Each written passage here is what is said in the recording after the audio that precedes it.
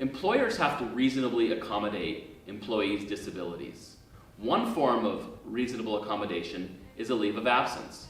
Sometimes an employee has an illness or a disability, a disease, some kind of impairment, and all they need to get better is some time off.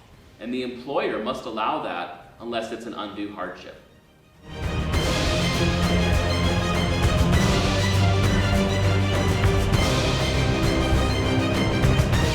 An employee who is denied the right to some time off to heal from an accident or to treat a disability has a wrongful termination cause of action against the employer.